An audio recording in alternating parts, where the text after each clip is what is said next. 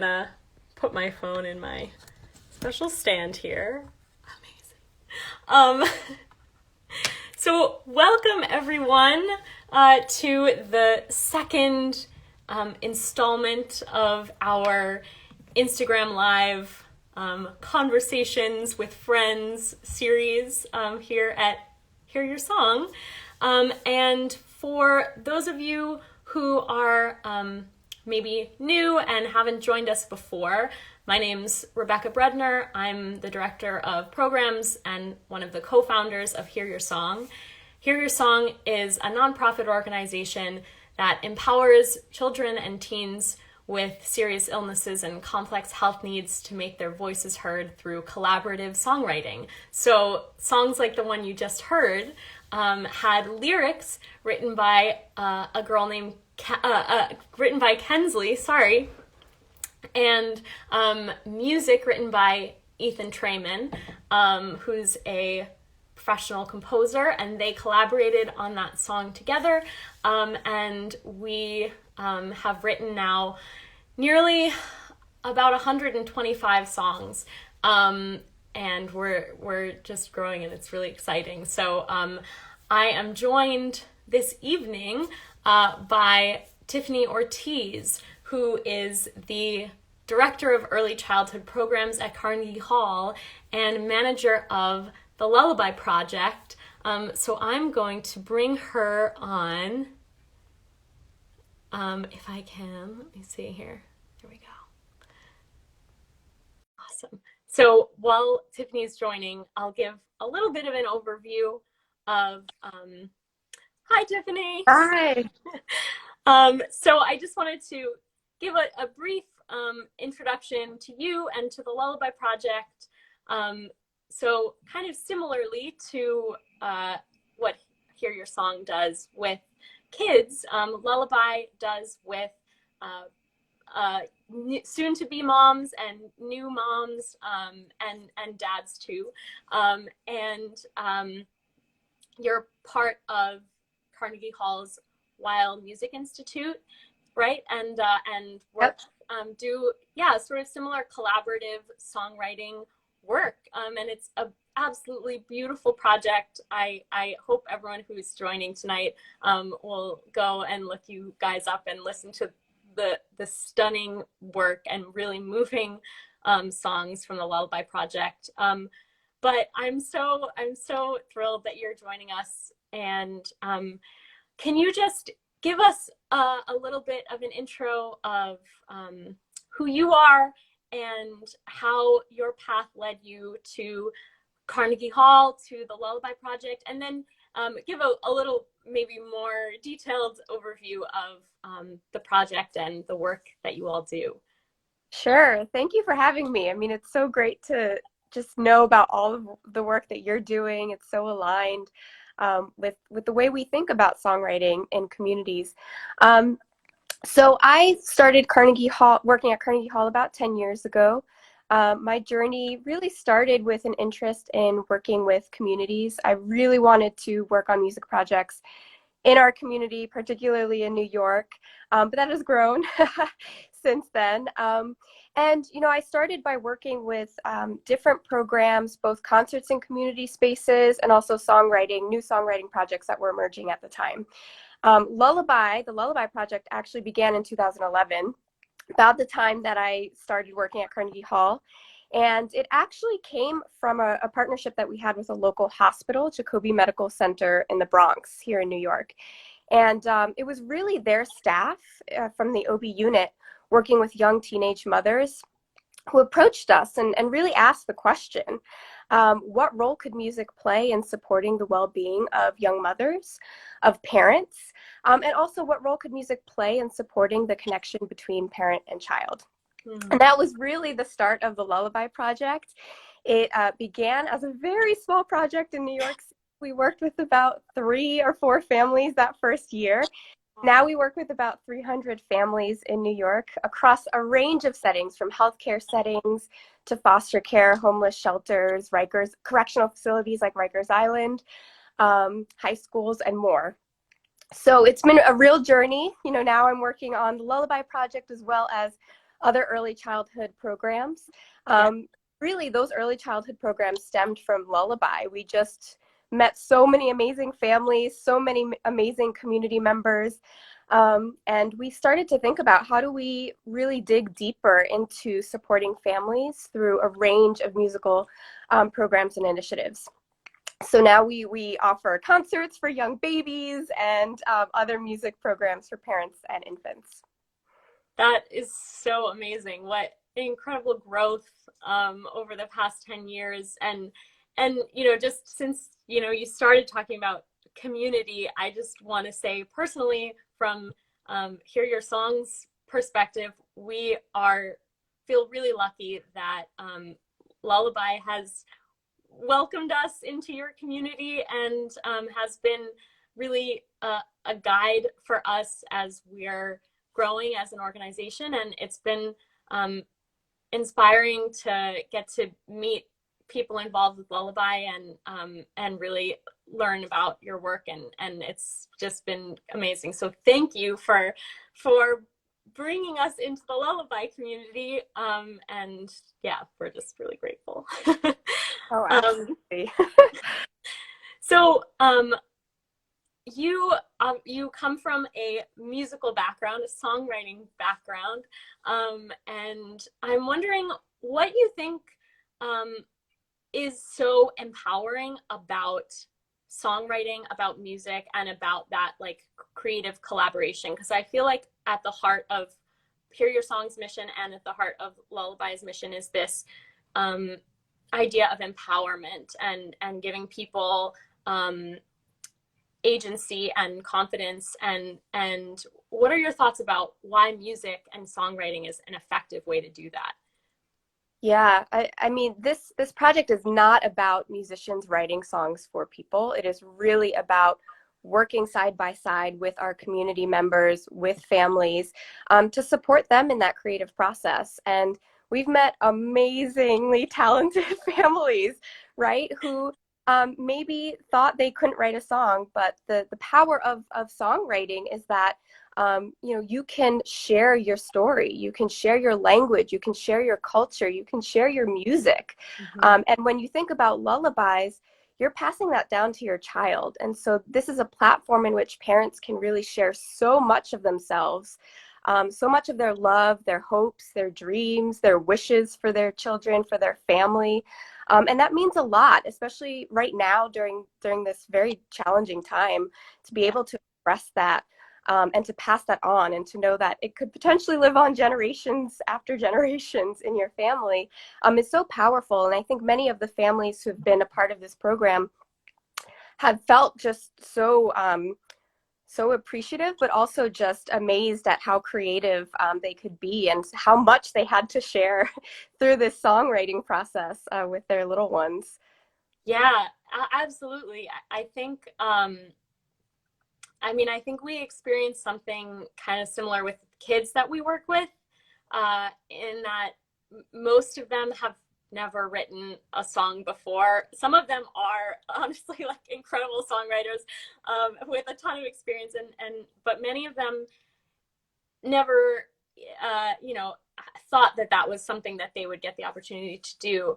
But I think we found that once you kind of bring people into that creative and collaborative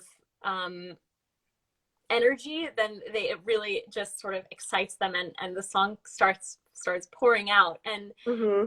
and it's interesting that you said that parents have this opportunity to share this part of themselves with their kids, because I think we've really experienced that go the other way as well, and in that kids, I think, really love sharing their songs with their parents.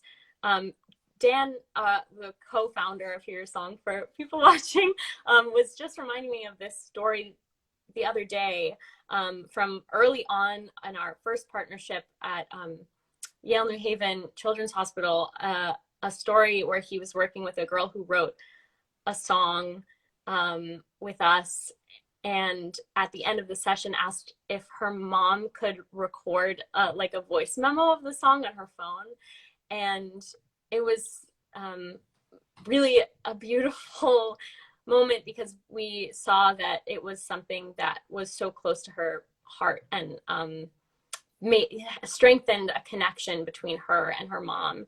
I'm wondering if you have any particular, I don't know, stories that come to mind where you saw that happen in a kind of tangible way between parents and kids. So many. I'm sure.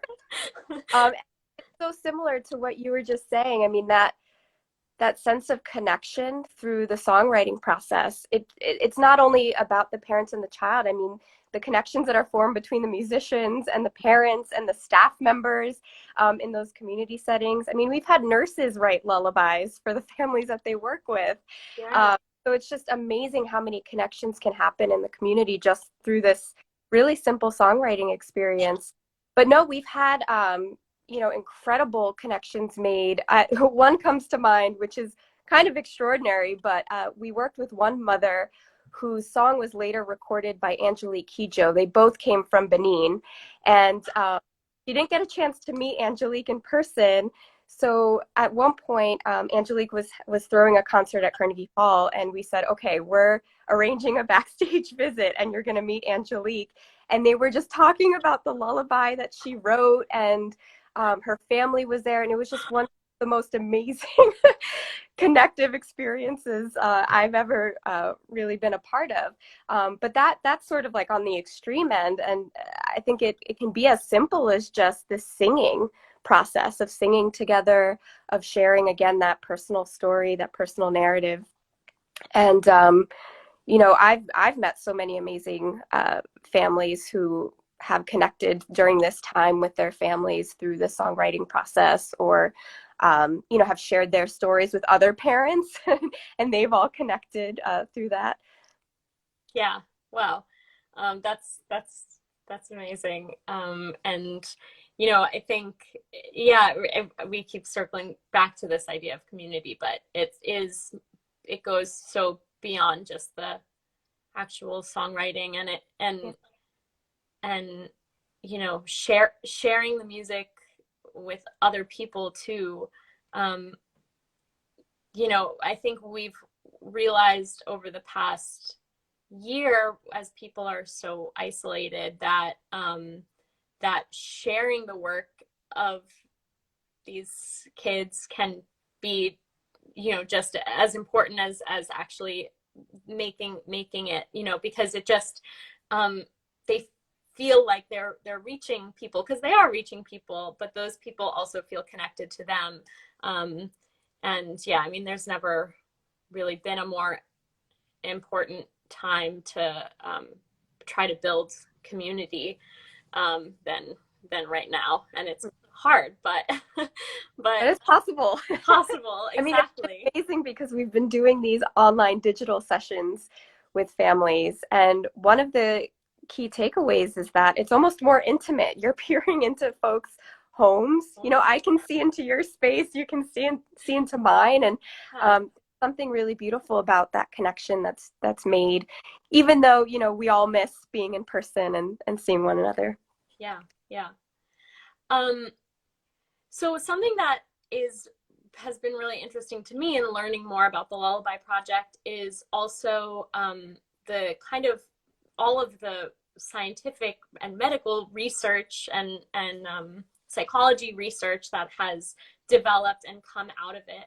And I know that Carnegie Hall has worked with Wolf Brown to explore the ways in which music and lullaby specifically support family well-being and the mother-child connection and early childhood development and all of this. And I was just wondering if you could tell us a little bit about that research aspect, and then why you think it's so important that projects like Lullaby work to further that research. Yeah, well, at its core, it's really about assessing the best practices to support the communities that we work with, right? Mm-hmm. That's at the heart of any research, of any evaluation. Yeah. But then the society we live in, the reality is we have to prove that these musical experiences make a difference, that they do impact in a positive way. And so, we worked very closely with Wolf Brown to evaluate the impact of the Lullaby Project on parental well-being to start. Mm-hmm. And we really did find that through this work, families were feeling a greater sense of agency, a greater sense of well-being, a greater connection to their children. And so, that egged us on. We're like, great, what we're doing really does work. It has value. It has impact on the community. But how can you actually go deeper into researching and evaluating in a robust way? Right now we're thinking about the opportunities, especially in healthcare, to assess well-being. We're also currently conducting a study in Philadelphia through the Lullaby Project work happening there.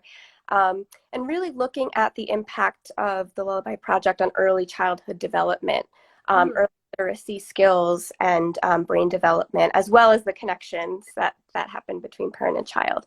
But that can all really support the ongoing presence of these programs to continue to really highlight the amazing stories and creativity of our families, of our communities. But, sometimes you need a little research to prove that these things do work, because when we're in the moment, when we're seeing it, we all believe it, right? We see how incredibly profound these experiences are. But then you have to convince some other people that it is meaningful. Yeah, absolutely. And one thing that you introduced me to earlier this year that I think I had not heard of before, but speaks to this, is the idea of like social prescribing, right? And I think I was really fascinated when you first described this idea of doctors prescribing social social interaction, social programs that could really influence a patient's well-being and health. And can you? I know it hasn't. It's really becoming more mainstream in like the UK and Europe. You know much more about it than I do. I was wondering if you could just tell us a bit about social prescribing and the intersection of that with Lullaby too, and the work that you do. Yeah, it's relatively new, and I think we're trying to figure out how Lullaby can fit into that. Mm-hmm.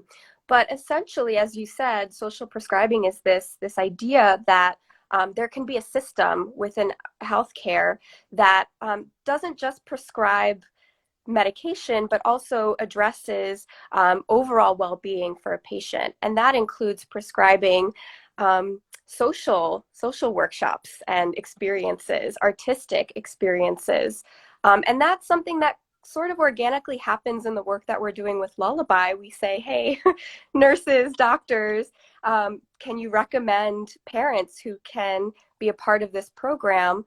And that's what they do.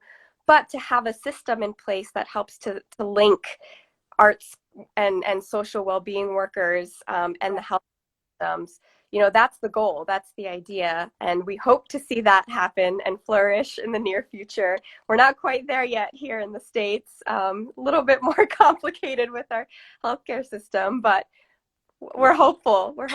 And, I think it also ties back to this idea that we used to have years ago. What would it mean to prescribe lullabies to families, right? What if every family in the healthcare system, or every parent bringing a new child into this world, was able to also share a lullaby with their family?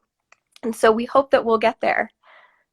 Yeah, wow, that would be so amazing. Imagine if you just grew up with a lullaby that was just your own, that your mom had written for you when you were a baby, and then it just became an integral part of your life.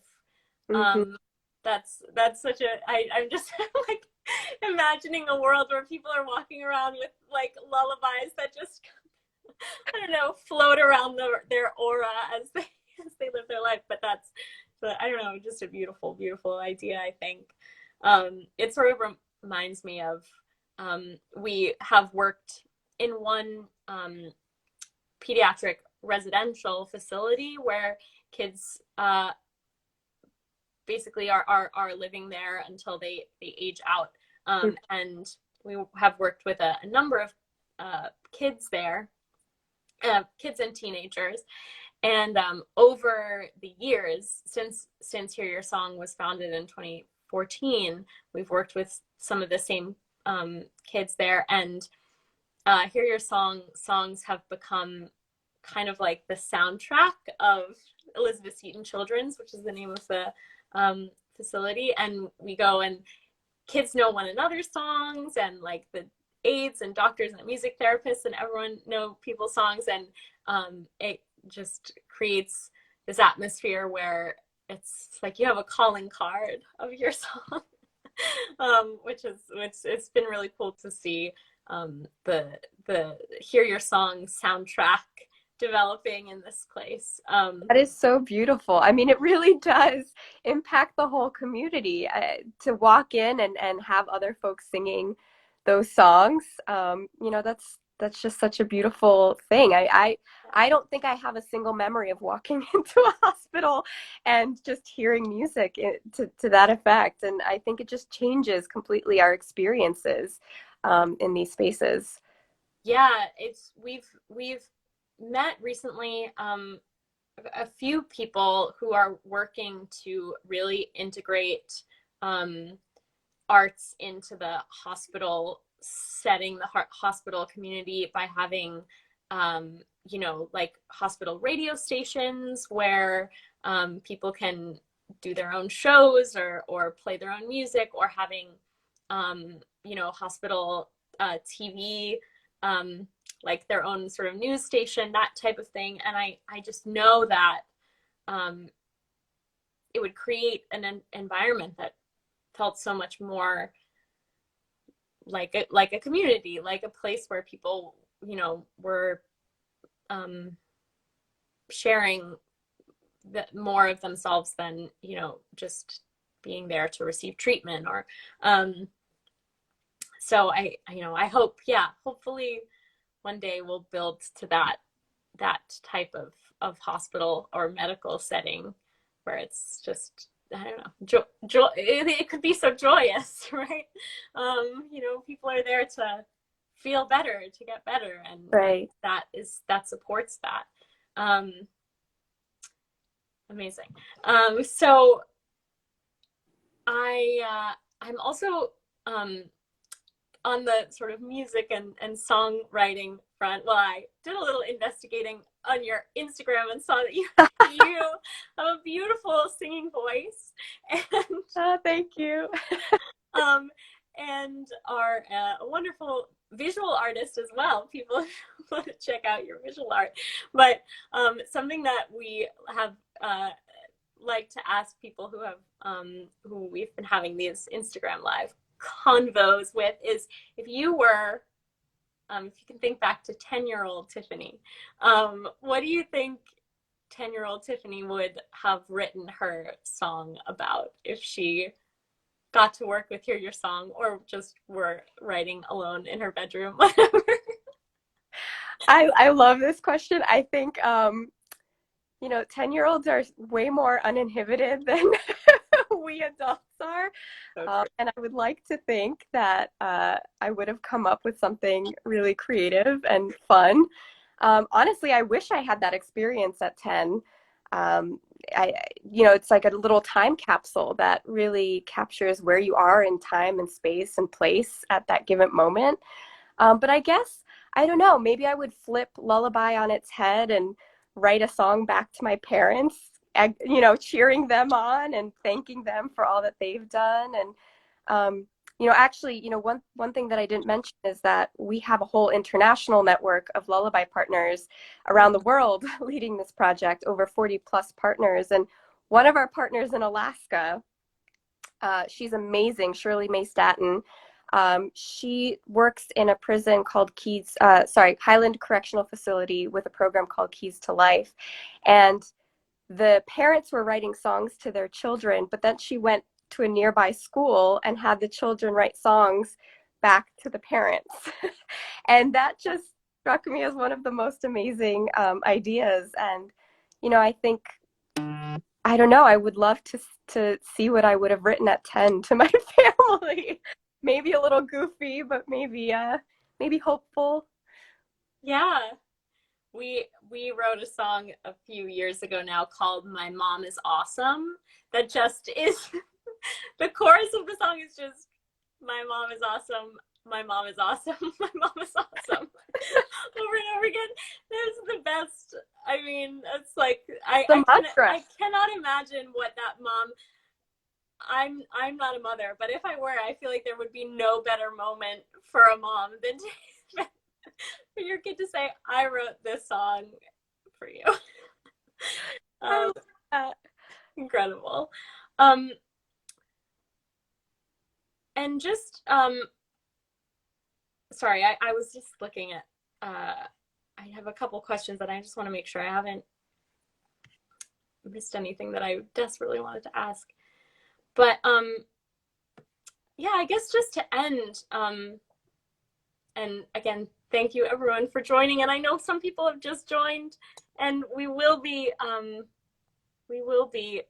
posting this on our Instagram post this live, so you'll be able to watch the full thing from start to finish. But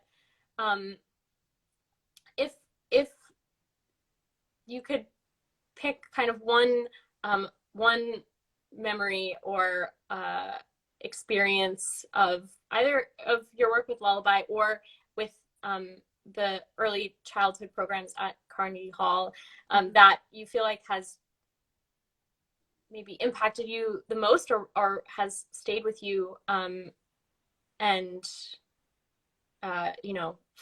and just share that with us. I would love to hear. Yeah, wow. There have just been so many. It's hard to pick one. But this was a really small moment, and for whatever reason, it stuck with me for years. I was at a lullaby session in Washington Heights, and I had met a young mom there. She had just recently immigrated to the US. She was really young and was about to give birth, and was just nervous about raising a child in this country that was so new to her. And we were chatting, and it was just such a cool experience because exactly what she was going through was what my mother went through. And she was the exact same age. My mom was the exact same age as this woman was a recent immigrant from the same country. And it was just, she was sharing her excitement, her fears, and there was this really interesting reflection that happened, and this common ground, this commonality, and we just fell in sync with one another. And it was just this really simple, small, and beautiful moment where you just share your stories with another person, and you meet someone who you would never have met before, and you find this commonality and this shared experience. And there's just something so simple and beautiful about that. And there's so much of that happens in programs like this, where you just meet people and you connect and you form really, really powerful connections with one another.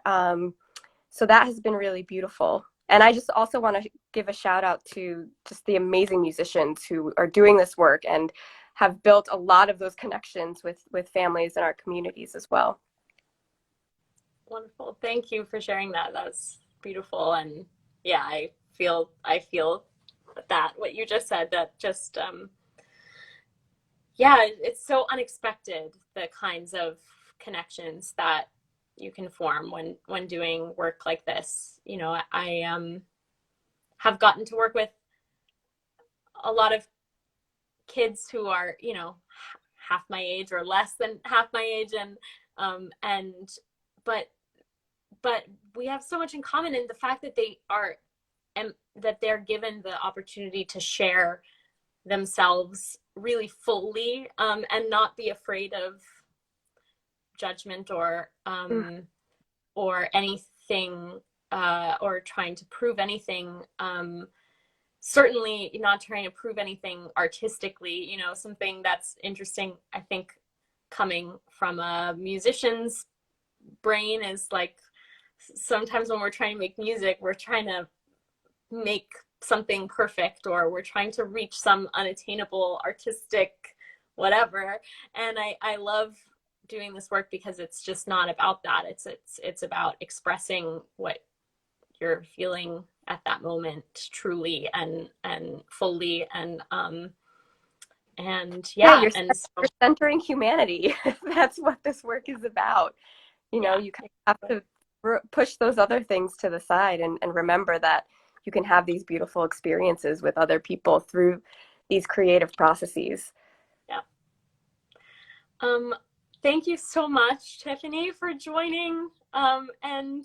And thank you for everyone who's joined. And you can find out more about Hear Your Song by going to www.hearyoursong.org, and you can explore all our music on there.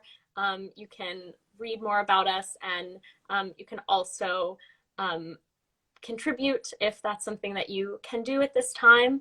And also definitely check out the Lullaby Project, and you will also have a CD, right, with featuring like Patti LuPone and Joyce DiDonato and some amazing people.